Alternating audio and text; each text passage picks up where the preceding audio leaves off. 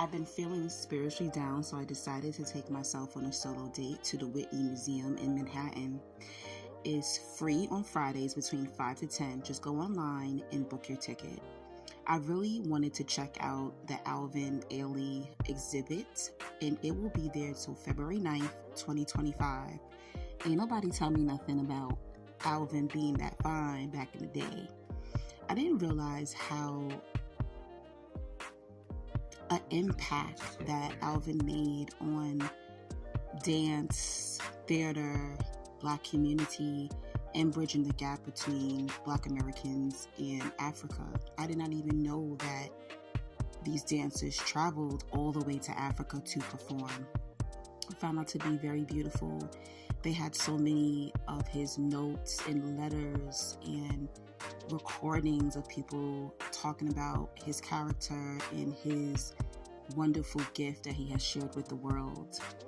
Those were some of my favorite pieces, and they played dancers and Alvin's life on these screens, and it had volume, so we were able to hear conversations and things that dancers and even celebrities talked about.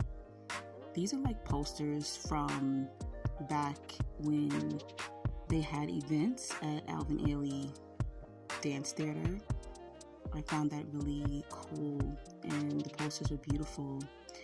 Every piece, you can tell, was well thought out before placing in this exhibit, and just beautiful art. I cannot tell you, every piece was beautiful to me. There wasn't a piece that made me go, what is this?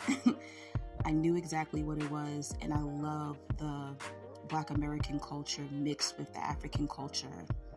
I love this piece because I am a sucker for eyes, and I like how they painted those eyes. These dope African drums. They were pretty tall. You could tell they were heavy. They were at least probably about 5 feet tall. I like this piece as well because I feel as if I was born in the 1930s at some point, and it reminds me of like Harlem Nights.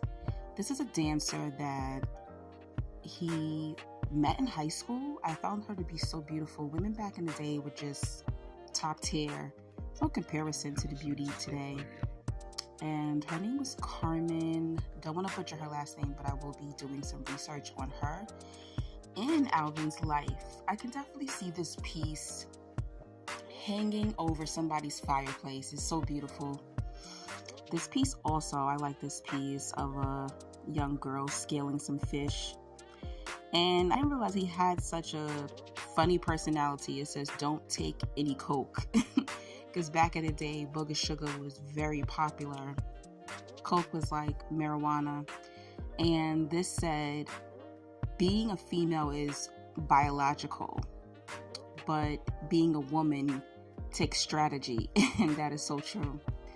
So I ventured out into the rest of Whitney Museum and found these beautiful grapefruit and lemon trees. I love trees, so I enjoyed that piece. Went up on the rooftop to get the view of my city. Moments like this makes you love your city and how appreciative you should be. I like this piece as well because it looks like a human version of what Mother Nature would look like. Bearing fruit. Her hair is branches like a tree. Wonderful piece, powerful. Found me a merman, and I'm a daughter of Yamoja, so I really enjoyed this piece as well. If I had to name this piece, it would probably be Struggle Love, Hood Love. Not sure if that's his woman or his relative, but it really did hit me. This piece also was lovely. It is seashells made out of huge vanity mirror and this gorgeous green goddess just lounging in her beauty and thickness. Kind of reminds me of myself a little bit. And thank you to the ladies who took my photos on the rooftop.